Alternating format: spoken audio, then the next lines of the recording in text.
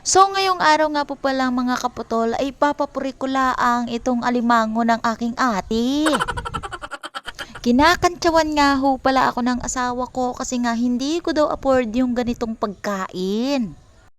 Humanda-handa lang kayo sa akin kapag ako yumaman. Makakabili din ako ng ganitong mga alimango o mimango. Dito nga mga kaputol ay buhay na buhay pa nga ang mimango na ito kaya pinatay ko na kaagad. Tuwang-tuwa naman talaga ako dahil may content na naman ako. Pero maigsi lang talaga tong mimango na ito dahil hindi naman ito sa akin. Medyo madami-dami din talaga ang makakain ko ngayong araw. Pero katulad nga ng sinabi ko, hindi nga yan sa akin. Ginapapuri ko nga lang yan para may ma-upload lang ako sa Reels. Kasama naman na nga ng mimango ay may sugpo din na binili sa ate.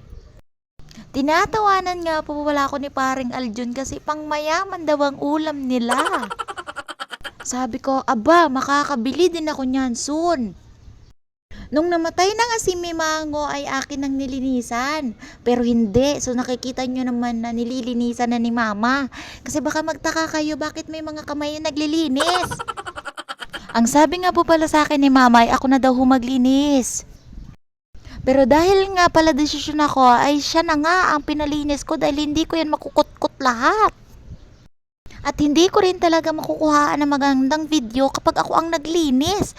Kaya nag-decide na lang din ako talaga sa sarili ko na si Mama na lang talaga yung maglinis. Nung nalinis na nga natin si Mimango ay hinugasan ko lang siya ng paulit-ulit. Mahirap na kasi medyo gala din talaga itong si Mimango. Kaya heto naman guys, tignan nyo naman ang kanyang texture. Nalinis ko nga ng maayos si Mimango. Parang ayaw nga po pala ni Mama bumili ng mimango na ito kasi medyo magaan dahil may buwan daw. Sayang daw ang pira. Pero talagang mapilit ang ate kong mayaman. Sana all mayaman. Inaabangan ko din talaga guys yung mga kinikraving niya kasi talagang maganda rin talaga pang content. Pero kahit na nga mapayat si Mimango, aba, malasa. Mabubuhay na naman ang isang batalyong kabunihan. Uy!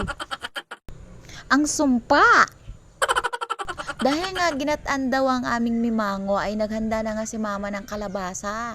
Hindi ko na rin talaga sinut yung paghihiwa ng kalabasa dahil pagdating ko ay hiwa na talaga siya. Medyo excited din talaga si Mudra. Pasensya na kayo guys dahil wala talaga itong parto. Hindi ko talaga siya na-shoot. So bye bye Mama, chup chup, I love you.